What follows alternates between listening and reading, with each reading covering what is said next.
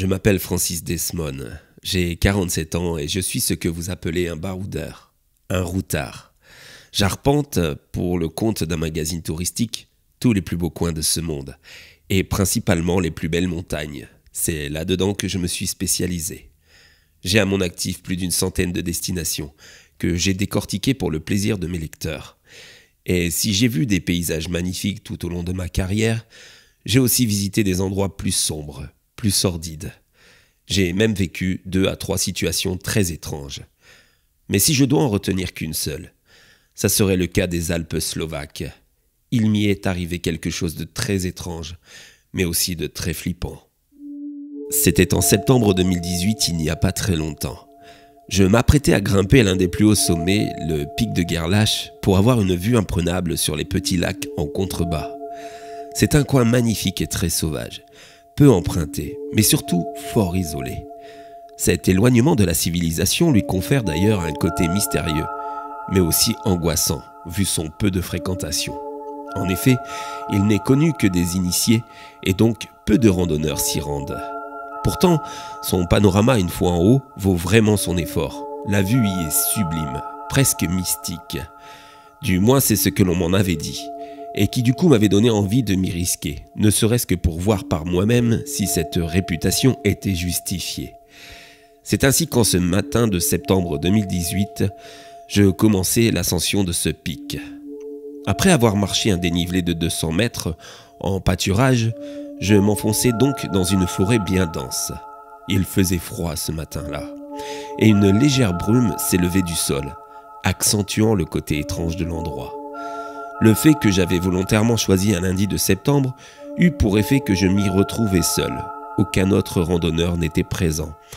Je commençais dès lors à regretter ce choix. La forêt sombre, la brume, le calme et l'humidité environnante n'étaient pas faits pour me rassurer. Mais j'avançais à grands pas, pressé de retrouver le sommet et de me sortir de cette forêt. Le sentier était plutôt mal balisé, et je faisais bien attention à chaque embranchement pour ne pas me tromper de chemin. Il ne fallait surtout pas que je me perde ici. Le soleil commençait à se faire sentir à travers les branches des arbres et m'apportait un peu de chaleur bienvenue. Ma progression était plutôt bonne. J'avançais bien à travers les bois. Quand soudain, en moins de temps qu'il ne le faut pour le dire, je me suis retrouvé dans un brouillard bien plus épais, réduisant considérablement ma visibilité. J'avoue qu'à cet instant précis, j'ai eu sur le coup un peu de panique. Autour de moi, une brume blanchâtre, dense, m'empêchait complètement de me repérer. Je me suis alors arrêté de marcher, complètement abasourdi et en complète incompréhension. Comment ce brouillard avait-il pu se lever d'un coup sans que je ne le voie venir ? Il y avait quelque chose d'anormal dans tout ça. D'ailleurs, je n'avais jamais vu pareille brume aussi épaisse, obstruant totalement ma vue à plus d'1 mètre devant moi. Je ne savais plus du tout où je me trouvais. J'étais complètement perdu. Et ce n'était que le début de mes angoisses. Alors que je me tenais droit, debout dans cette brume intense, j'ai commencé à entendre des murmures. Et puis des voix. Il y a eu aussi des rires d'enfants. J'étais tétanisé.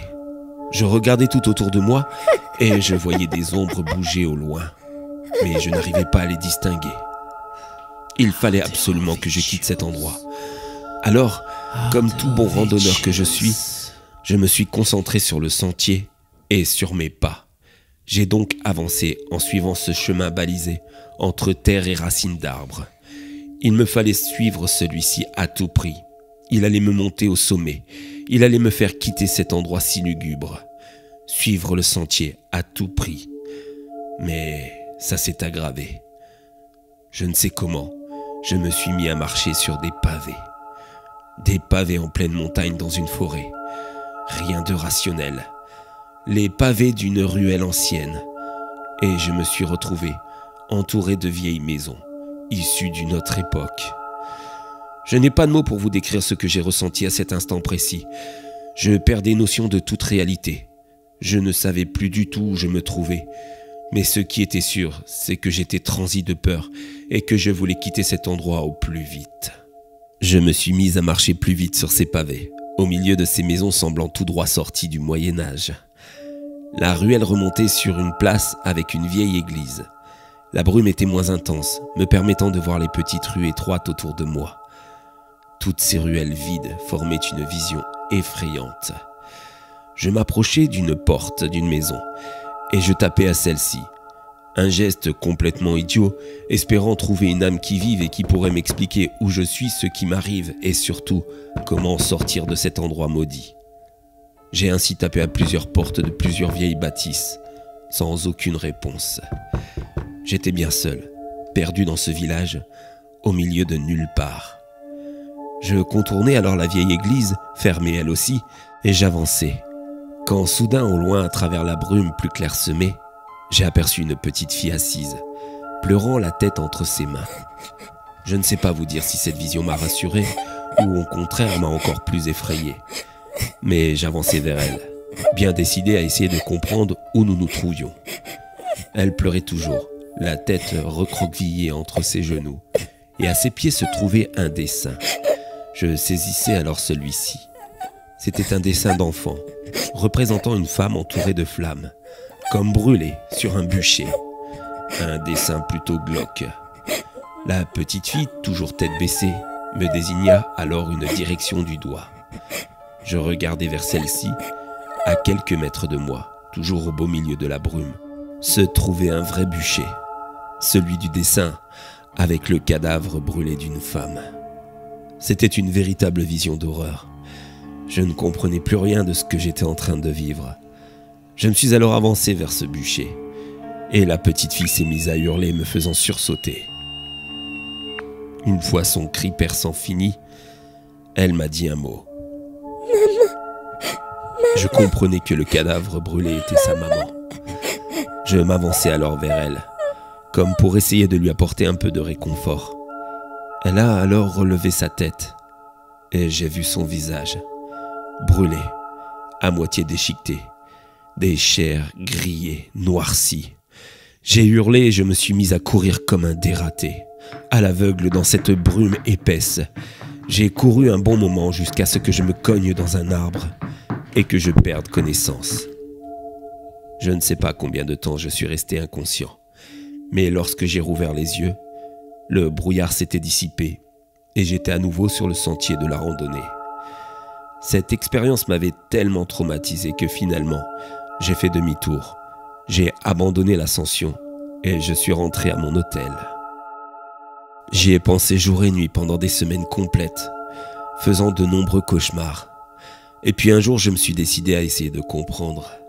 J'ai donc mené ma petite enquête sur cet endroit perdu des Alpes slovaques et j'ai fini par trouver. Sur cette carte, il y a des siècles, se trouvait un petit village qui fut brûlé mystérieusement en une nuit avec tous ses habitants. Il n'y eut aucun survivant. Cet incident meurtrier fut un véritable mystère pour les autorités locales de l'époque et aucune explication fut trouvée. Et puis, les siècles ont passé et cette histoire est tombée dans l'oubli. Ce jour de septembre 2018, je me suis retrouvé dans ce village et j'ai vu ce qu'il s'y est passé. Une femme sûrement accusée de sorcellerie fut brûlée devant l'église sur la place du village. Mais sorcière ou non, le feu s'est propagé partout, brûlant chacun de ses habitants, réduits en cendres.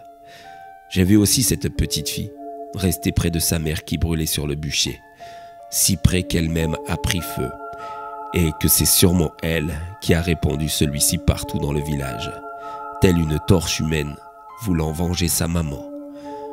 J'ai tout vu ce jour-là, lorsque je me suis perdu dans la brume. D'ailleurs, ce n'était pas un brouillard, c'était juste la fumée de tout ce feu dans lequel je me suis perdu un jour de septembre 2018.